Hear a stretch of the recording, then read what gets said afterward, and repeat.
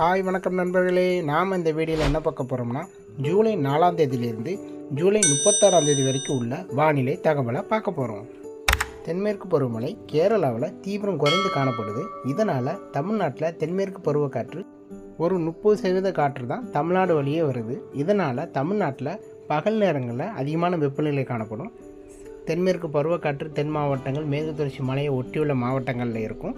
மாலை அல்லது இரவு அல்லது அதிகாலை நேரங்களில் நமக்கு சாரல் மழை, மிதமான மழை, சில இடங்களில் கனமழையும் பெய்யும். இந்த மழையானது ஜூலை 4ஆம் தேதியிலேருந்து ஜூலை 10ஆம் தேதி வரைக்கும் இருக்கும்.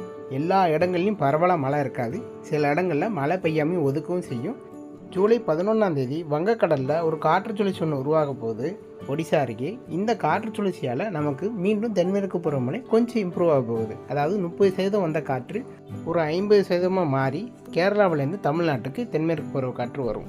இதனால் தமிழ்நாட்டில் பரவலான மழை, அதாவது தமிழ்நாடு முழுவதும் இடி மின்னலுடன் மாலை அல்லது இரவு நேரங்களில் மழை இருக்கும்.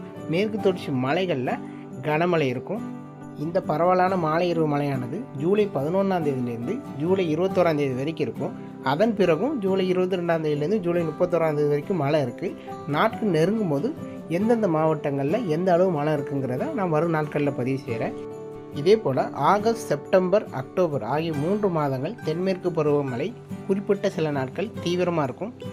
எப்பெல்லாம் கேரளாவில் தென்மேற்கு பருவமழை தீவிரமாக இருக்கோ அந்த நேரங்களில் மேற்கு தொடர்ச்சி மலைகள் மற்றும் மேற்கு தொடர்ச்சி மலையை ஒட்டியுள்ள மாவட்டங்களில் சாரல் மழை, மிதமான மழை, சில இடங்களில் கனமழையும் பெய்யும். மேற்கு தொடர்ச்சி மலையை பொறுத்த வரைக்கும் கனமழை, மிக கனமழை பெய்யும். இதே போல் தென்மேற்கு பருவமழை கேரளாவில் தீவிரம் குறைந்து காணப்படும் போது தமிழ்நாட்டில் வெப்பசலன மழை பெய்யும். அதாவது பகல் நேரங்களில் அதிகமான வெப்பநிலை இருக்கும். மாலை அல்லது இரவு அல்லது அதிகாலை நேரங்களில் இடி மின்னலுடன் மிதமான மழை, கனமழை இருக்கும். இந்த மாதிரியான வானிலை தான் தென்மேற்கு பருவமழை காலத்தில் தமிழ்நாட்டில் இருக்கும். இதனால் விவசாயிகள் தங்களுடைய விவசாய பணிகளை வானிலையிலிருந்து மேற்கொள்ள வேண்டும். வானிலையை பொறுத்த வரைக்கும் ஒவ்வொரு நாளும் பல மாற்றங்கள் காணப்படும்.